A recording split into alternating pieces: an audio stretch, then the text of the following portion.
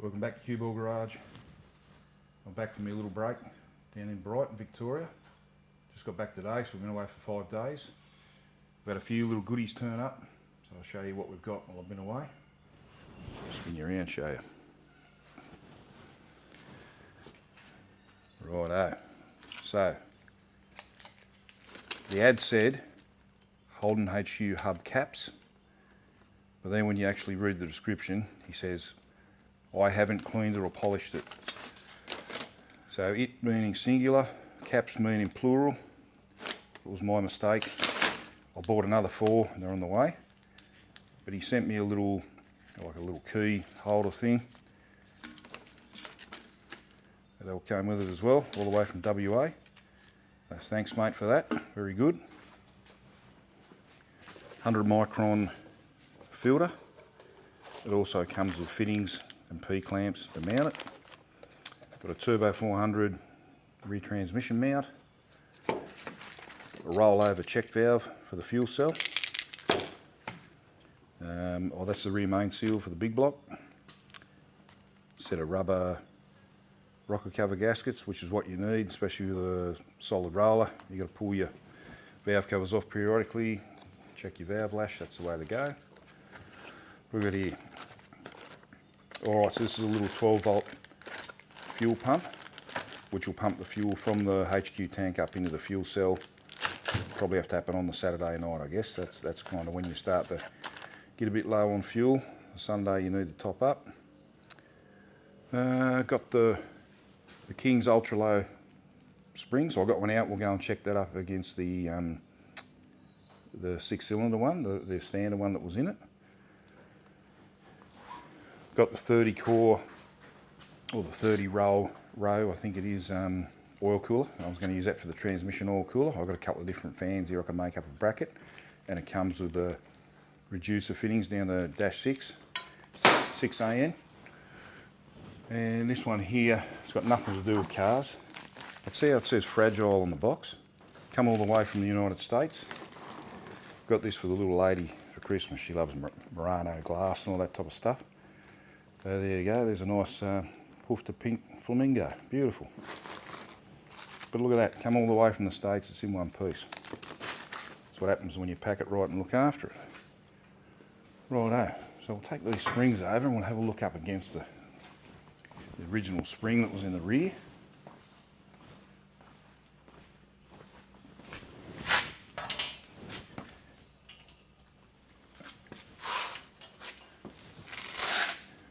Quite a difference in height, so she should sit nice and low. Now the coils themselves don't look too much thicker, but it's actually fatter, like the spring's fatter, or wider, squatter I suppose you'd say. Anyway, there we go, so we've got a few jobs ahead of us. I'll probably get onto it tomorrow. I've got new shock absorbers over there, front and rear as well. So yeah, we'll get in there and we'll get back into it, and we'll put some pieces together tomorrow.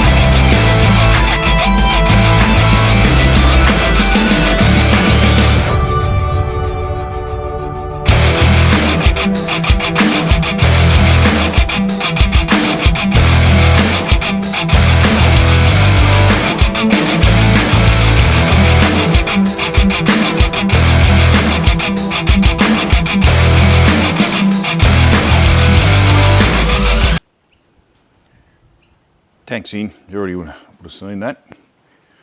I've put the dash 8 bulkhead connector through, and the filter, I've just tech screwed that in. So this first one here has got plenty of clearance. The second one, if you can just see it in there, it's just right near the top of the tank. So I'm going to take that out and just take the edge off it, take the sharp edge off it, put it back in, and that'll be the way we're going to do it. So what I'll do is I'll probably have a 90, bring the dash 8 line up and around through that little gap there between the rail, and then I'm going to mount my fuel pump. That's a good question where I'm going to mount that. I haven't got as much room under here as you have it with the Impala. So there's not much room because obviously the diff goes up in there. Shock absorbers go up into that hole. So I haven't got much room, have I? Might have to have a bit of a rethink. Might have to put the fuel pump in the boot and then bring the line through and run it. That might give me the most room. Anyway, that's why you got to have a look. Got to suss these things out. I'll bring it down and we'll just have a look inside, and I'll see how I'm going to change it.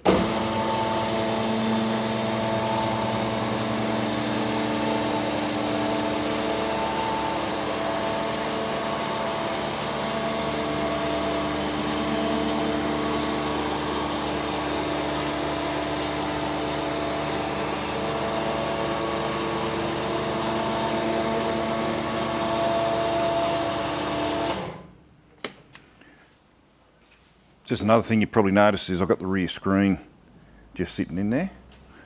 I just wanted to see how it's positioned. I gave it a bit of a clean up. I was going to buff it and all the rest of it and polish it, but let's face it, it's got to come back out again. Or when it comes out, a new screen will probably go in anyway, front and rear, when I sandblast and do the job properly. So I've got a couple of bits of cork, or I've got a bit of cork that's folded over, so that's a perfect gap. So I've got a perfect gap on the ends, and then for the side, because you've got to have enough room to get your little clips in for your stainless trim. So if we have a look side to side, yeah, pretty much equal distance gaps there, that's pretty good. And then with our Venetian that you would have seen, so once this window's glued in and it's nice and set, it's nice and tight, so there's little clear buttons on the back, and they actually sit up against the glass, and then you extend those top things are telescopic. So that's what sits it hard up against the glass, so we're going to make sure that's in first. That's just a bit of working out to do. I've got to buy a tube of windscreen sealant so I can put it in, and then we'll have to do the front when we're ready as well. So at the moment, you would have seen I've already done these brackets. They're painted, got the little end caps in, they're bolted in. I've got my dash 10 line coming from the tank. Got the valve, shut-off valve on there. Goes through the filter, and then I'm just using what I've got. So this is the stuff that I've had before, and this one here goes. That's the outlet of the filter. Excuse me, and that goes to the bulkhead connector. So what I'm thinking I might have to do now is I might have to put the fuel pump in the boot, and then the pressure line goes down through here. So I might have to do that because there's not much room underneath the car, and I'd rather keep it up out of the road, and it's going to be easier for me to route the fuel line, the pressure line, than it is to try and mount a fuel pump under there. So we'll have a look at that. Pump can go there. Just going to make a right angle bracket for it, mount off here. There's a right angle bracket, mount on the floor. Make sure it's got a nice earth, and we'll run the wires via a relay to run it up, and then the pressure line will come down through the bulkhead and then up to the carbies, or carby. I lost my magnet once again. Looked everywhere. Look at that, right on the bumper bar. Probably when I was doing the that bulkhead fitting. Anyway, there you go. I'm going to have to buy about 50 of them. I found one in the clothes dryer the other day. Back down here trying to install a few goodies that we got. Springs are in. I'll put the little rubber cushion, little isolator up the top. I'll stop a bit of noise. I'm going to put my shock absorbers in. And you know what they say, the poor man always pays twice, or he pays in some other way. So I'll just come over to the bench now, or in the vise. Now these shocks, they're a good price. When I do the proper build on this car, I'll probably use coilovers or something in the back anyway. They didn't come with a nut on this end, which goes up into the chassis, into the body. So you must have to use your old nuts off the other one, which the thread size is 3/8 UNF. This thread size here, I couldn't figure out what it was. I've tried metric fine, UNF, it was definitely a fine thread. Couldn't work out what it was, might have been Whitworth or something like that. Anyway, so I've just run a die nut down it, changed it to 3/8 UNF, and that's how we're getting away with that. But yeah, just there's always something. Another half an hour out of your life you're not going to get back. Well, I don't know what you all think, but that's supposed to be ultra low. So keeping in mind there's no fuel in it, I probably need to loosen all the suspension bolts, let it sit down and do them back up, but that is not ultra low to me. Look at all the gap there, you could drive a bloody truck through it. Anyway, looks like we got work to do, and as you all know, there's no cutting these springs because they taper in on both ends. So we might have to get the old torch out and heat them up yet. We'll see how we go. I've got a blanket on the roof, put the bonnet on. The only trouble we've got is I've used a sharp pencil around the outline of the bonnet hinge, and I was going to undo them and put the bonnet up on the roof because we're getting ready to pull the engine out. The only trouble I've got is, let's say the threads inside there are pretty rusty and they don't want to come out, and I don't want to snap them off in there. So we're going to try and get it out with the bonnet on. I've undone the rat trap and the cable and everything, the pivot point inside, up underneath, I'll show you, because I'm probably going to give this engine away to one of my viewers, and you guys tell me in the comments whether we should give it a freshen up first before we give it away, or we give it away how it is.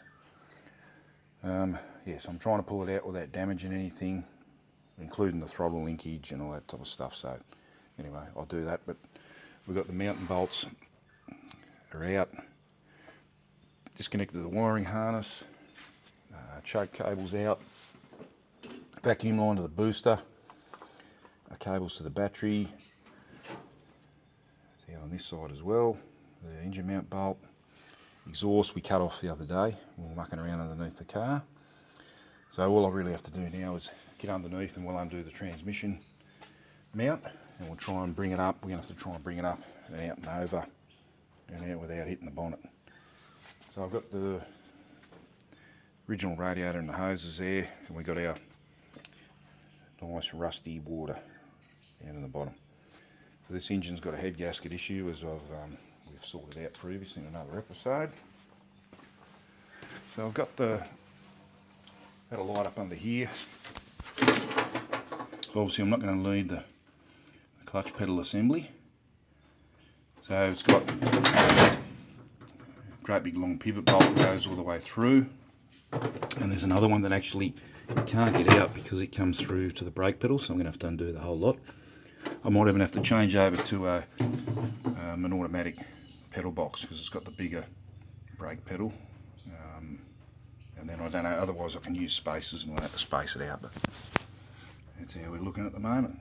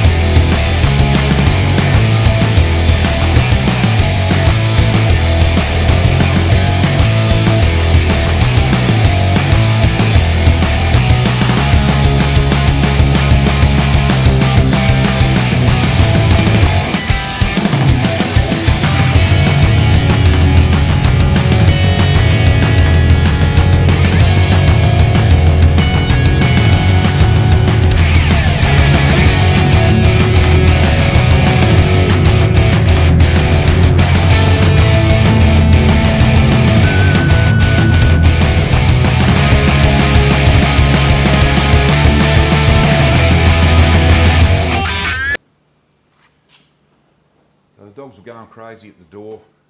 Got a package delivered. And when I've gone to have a look, it's actually from a mate of mine I was in the army with, good mate of mine. Jason Clegg is his name, lives up on the Central Coast. And if you have a look back through the shorts, it's his HG Premier, the red one with the LS in it.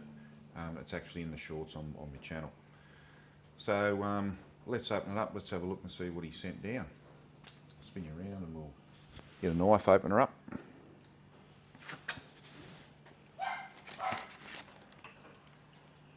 How good are yapping dogs? How good? You gotta love it. Right, so I had 1,000. There we go, I've got a razor blade there.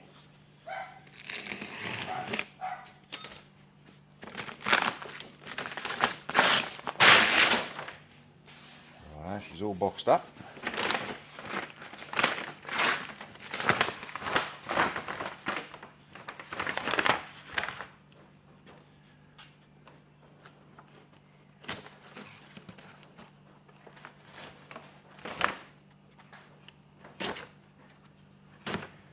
I actually got contacted from another mate of mine who I was in the army with.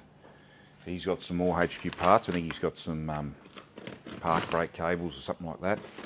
And he reached out, he's going to send them down as well. So I must admit, even after all these years, I'm still in contact with mates that I probably haven't seen in a number of years. Cleggy I have, obviously.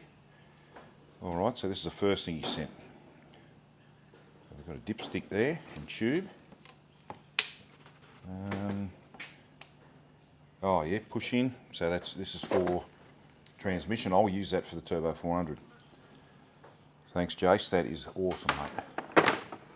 What a great little addition that is. Oh, here we go. He sent me down some battery cables, or they can be used like a little earth or whatever. Some more cable here. I can put my own ends on or whatever. And he sent down some tall, big block valve covers, and they're pretty cool, aren't they? I'll put you down, we'll open them up.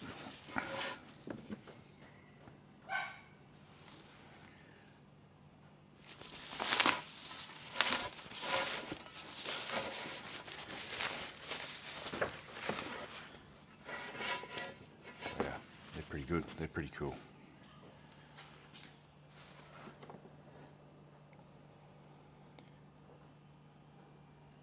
Got the fins,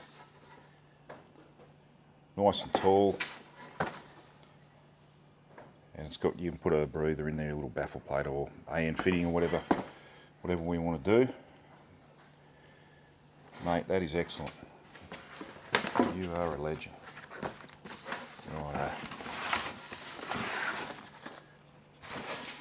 And that's its brother, all wrapped up. Alright, where else has he sent down? He sent down, alright, so they're little stainless cap screws and washers for the valve covers. And they are, oh, these are little clips for your cables and brake lines, and so you drill your hole and the screw goes in that way, and then it clips your cable. There you go, he sent me down a little kit. So if you're watching, mate, and I know you do, I just want to say thanks very much. You're a bloody legend. Righto, let's get back into it. I've taken the 4 bolts out of the transmission. I've left the bell housing and the adapter and everything on there. Took the bolts out, gave her a bit of a smack, and looks like she wants to come out. So just leave that linkage on. I'll leave those ones on there. So whatever we end up doing with this engine, if someone wants it, they can have everything together. I'll have to go up a bit more and see if we can get that out.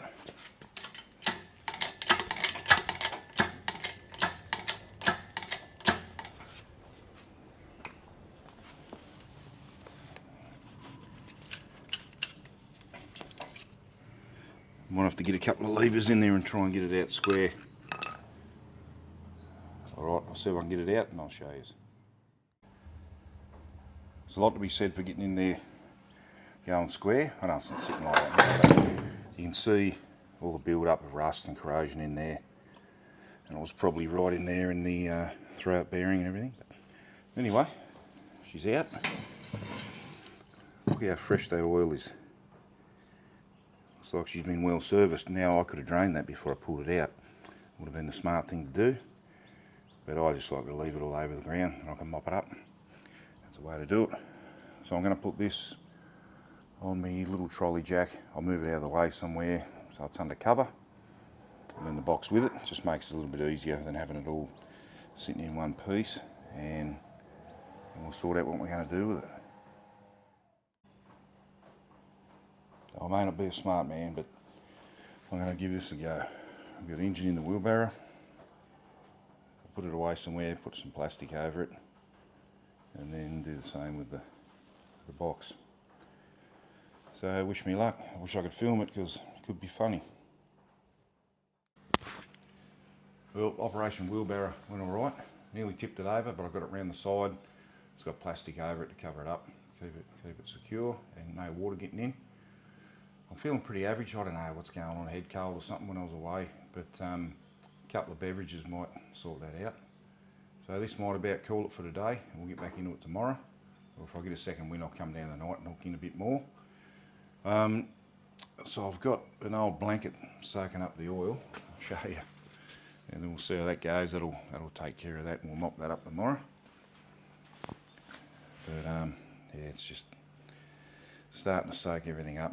And I'll clean up and we'll have another crack. I'll push the car forward and might get onto this engine tomorrow. Actually, my fuel line's supposed to turn up, so I might be able to run the fuel line. But yeah, she looks a bit bare. Up under there, doesn't it? Which is good. So a bit of a clean up. I might take the heater box out, and I've got a metal plate to cover that up. That's a 6-cylinder transmission cross member, but I've got another one there for the 1-tonner if that one doesn't fit. But because these rails are the way they are, you can slide them along and re-drill or make a plate up or whatever, so I'm not too concerned about that. Everything should be fine for that. But anyway, that's another problem. So with the steering column, I've got those two little tabs there for the linkages for the manual transmission, so I could just cut those off, or I might even get the column out of the 1-tonner. It's an auto one, might be able to put that in, and I'm going to have to remove the brake booster so I can remove the throttle linkages and all that. So they're worth a bit of money. People are starting to look for them now, so I'll try and keep all that intact as well. But anyway, until tomorrow, we'll finish off here for now. We'll have a couple of beers, freshen up. Righto, back down to my favourite place in the world, the shed. It looks like a bomb's hit the joint, needs a good clean up. But I'm just trying to film the last couple of things before I start editing. Back to work tomorrow, so I'll make sure I'll get this edited ready to go for tomorrow afternoon, Friday afternoon. Just had a delivery, just heard the dogs going off, looks like they're about to eat someone. It was the courier. I'll spin you around and show you what we've got. So that is my hubcap from the other day, the singular one. Now these ones just turned up. I bought these off eBay, good man from eBay. Look at that. Looking pretty good. So these will go with the theme of this car perfectly. Even if I do the rims like a satin black, or I might even do them a creamy colour, I don't know, white colour or something. But anyway, these are perfect.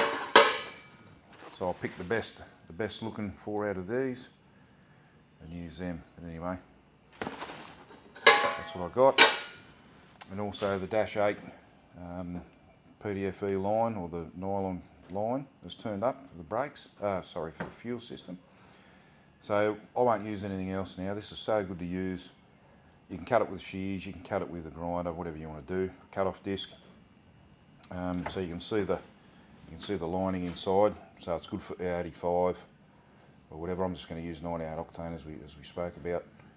But so the idea is you cut it to length, you spread the braid away from the nylon, and then the fittings have got an olive inside which go over and then holds it all together.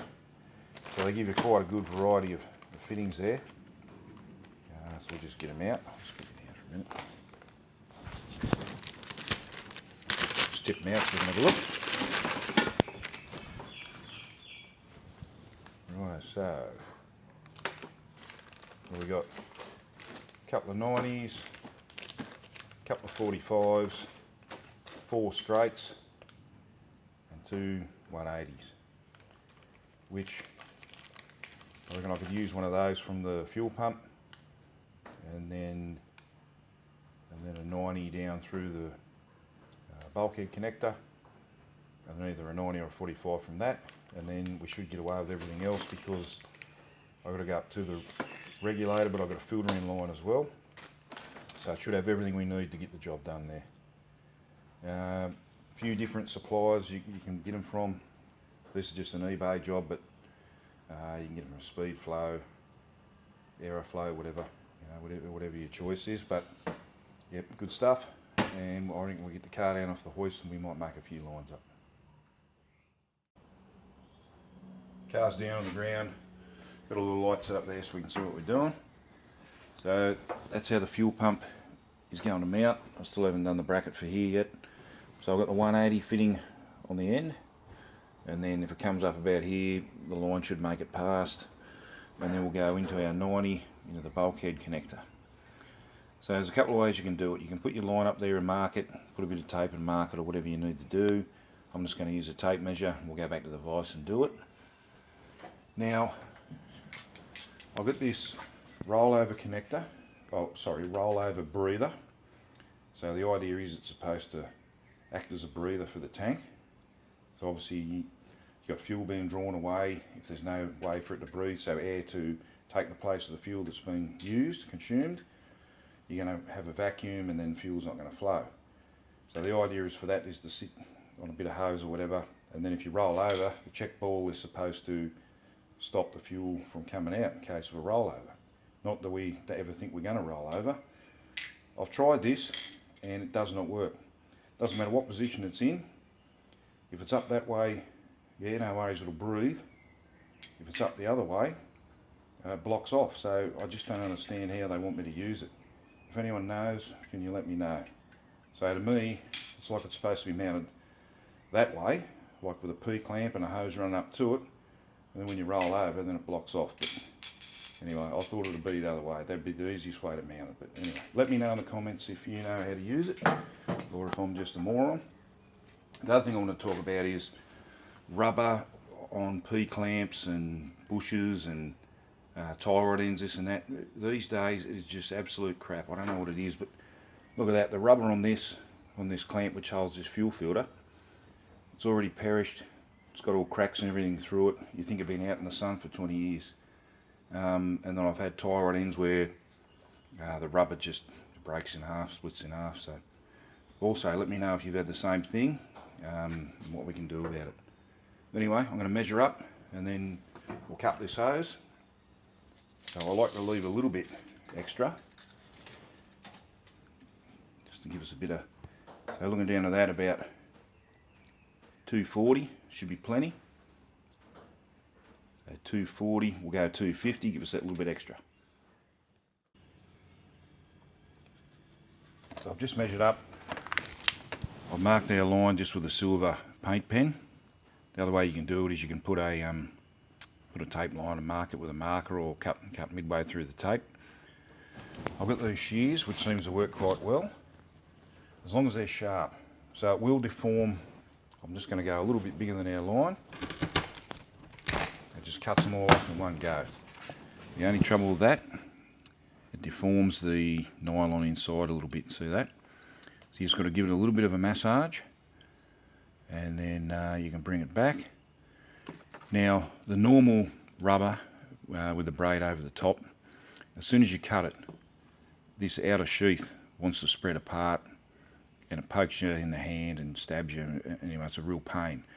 With this stuff, it sits there. See how that hasn't moved? So what you do is you get, there's a special tool for this by the way, which I haven't got, but I get an O-ring pick in there and I try and spread it out. Then I just use a wad punch to the appropriate size and then get in there like that. So you need room for your olive to sit on here, and then the fitting and everything comes over the top.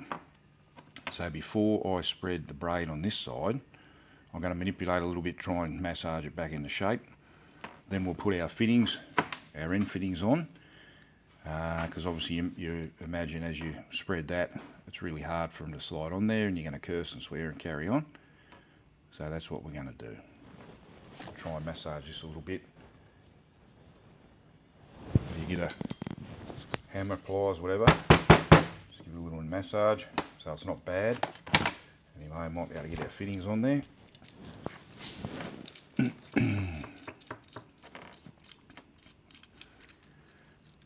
You got your olive. Don't be scared about the olive because it's only going to go one way anyway. So you've got to imagine that your nylon is going to come in there and butt up against that edge. So it's always going to go that way. So we need to be able to put our fitting on, slide it on the hose. One's going to go this way and the other one's going to go the other way. So I might already have a bit of a... Righto, so there's one. The other one going the other way. And then I've forgotten these that many times. See, it's harder to go on that way once to spread that.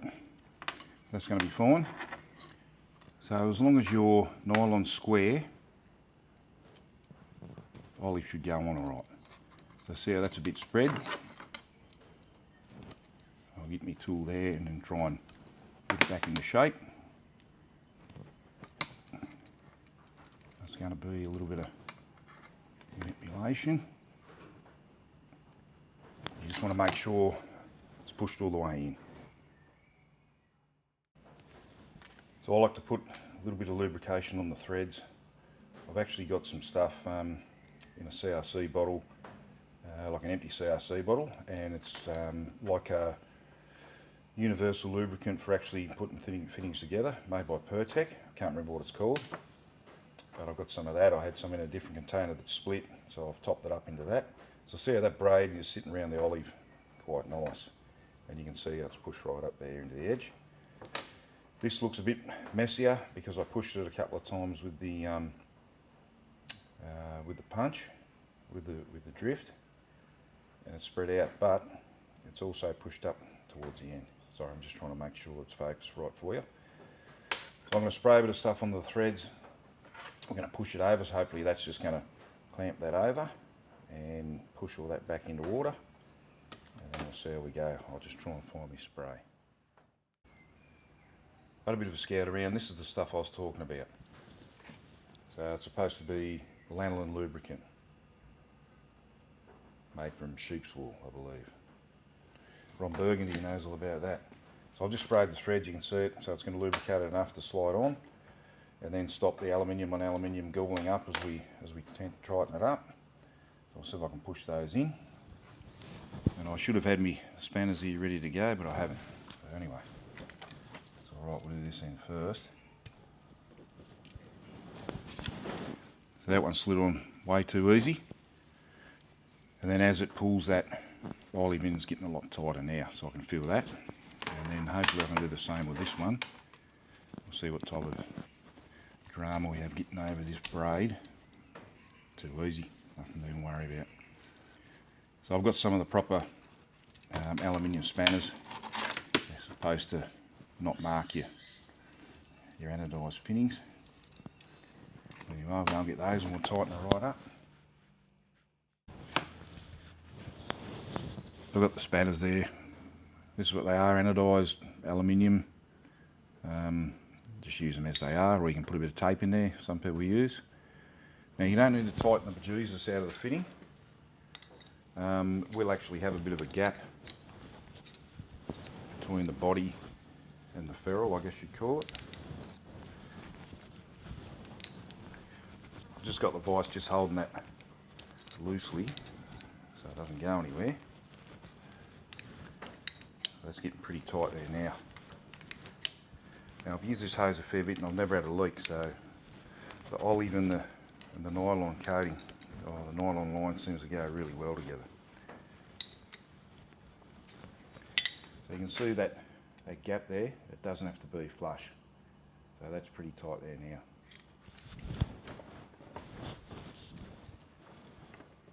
The other side. hold it.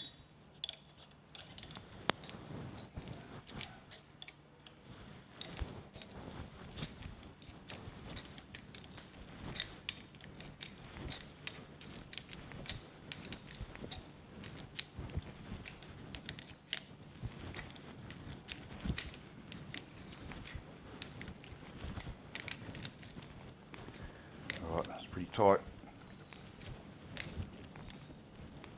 I can hear my knuckles cracking. That's my wrist.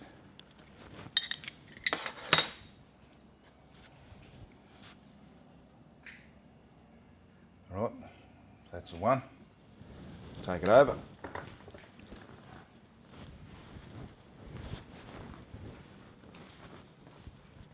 Now, one thing I didn't show on camera was I actually made sure that I blew the line out. So whenever you cut something, whether you cut it with a grinder or you use those shears, you could always have a bit of debris or a bit of that outer braid fall in there or something like that.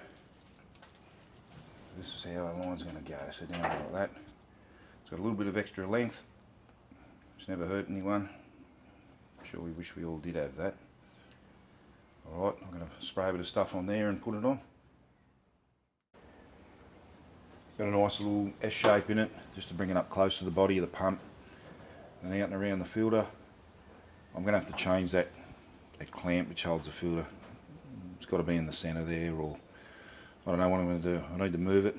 I'm not happy with it. But it's not a show car, is it? So I might get underneath now and we'll see if we can run the rest of it. So I've got the 90 on here ready to go. Going to put that underneath on the bulkhead connector, pass-through connector, and then I can run my line. Now, I love to tell you that I've done this just to show as a bit of a demonstration of what happens. I just had the braided line just in the vise, gently just to hold it while I did it up. As I've done it up, it's grabbed it and spun it around. So this is what happens when you kink it too much or you have a little mistake like that. So you could try as much as you might to get it back to round, but it's never going to. So it's all creased up, it's all mangled up. So this is what happens, and then that's just a little bit of a learning to you. So as uncomfortable as it is, it's probably easy just to try and hold this, hold it with the spanner, and then do it up with the other one. And if it flexes and moves around, takes you a bit longer, it doesn't matter, at least you're not ruining your line. So it'll take a bend. You saw the S shape in the boot there from the fuel pump. It'll take that, no worries at all. But when you actually kink it, that's it, there's no coming back. This is what I was talking about. Got the 90 degree, and see it's not enough to kink it, just a nice little gradual bend. Got it sitting up on top of the fuel tank, in between the rail and the tank. Come around, and I haven't tied it up yet, but I've gone through the tank strap, up and over, and I'm just going to follow the original path of the original fuel line. So I brought it down. You just got to take it easy to make sure you don't kink it. But I've just kind of got it running where that fuel line goes, and then I'm just going to go through and cable tie it up. And I put a couple of P clamps in where appropriate, but at the moment I'm just going to tie it up to keep it up out of the way. And then I was just looking for a spot to put our filter. I was going to use these holes here that were actually for the rat trap for the clutch actuator, but I don't want it near any heat source anyway. So if I tuck that line up right there, it'll be away from the headers, but I might have to put the fuel filter up, maybe up closer on the inner guard or something like that, just so that it's easy to get to. It's a pull apart, it's a stainless gauge, you can pull it apart and clean it out. So that's what I'm going to do. So just, that's kind of an easy job to do. I'm sure everyone knows how to do cable tie up, but I've got Brito's tip of the week. So with your packet of cable ties, instead of cutting the cable ties at either end, do a bit of a slice in the middle of the packet. And you just reach in, grab a couple out as you need, and when you carry them around in your toolbox, they don't fall out. So that's my little tip of the week. I'm sure all the tradies out there already know it, but so there you go. Right, might be time to finish this one off. to go and do some editing. Just once again, I just want to say thanks everyone for watching, subscribing, liking, all the rest of it. So I got a notification from YouTube this morning, hit 3,000 watch hours. So that's a bit of a milestone, that's great. And we're already up to 952 subscribers or something like that, so nearly at the 1,000. So going pretty well, so I appreciate everyone, thank you very much. So please share it, get it out there with your mates as well. Now, if you watch Jake's Chop Shop, if you don't, you really should go and watch that. So obviously I want you to watch my channel, but there's nothing worse than watching something and then you wait until next week, or you're looking around to see what else is out there. So lots of good Aussie content. So Jake's Chop Shop, he did a bit of a tutorial on how to make these fuel lines and everything the other day as well. So jump on there and check that out. He's building a nice Monaro with a blown LS in it, so go and have a look at that. But there's lots of good Aussie content out there. So you got the Resto Shed, Jake's Chop Shop, Hack Shop Garage, Home Built by Jeff, Low Standards. Like, there is lots of good stuff out there to watch. So yeah, check it out and watch some of that good Aussie content. So obviously I want you to watch mine, but you know, we need to share it all around. When you need something to watch, that's what you need to watch. And I watch all those guys as well, Skid Factory as well. So anyway, thanks very much for watching, and we'll get back onto this next time. Righto, have a good week, stay safe.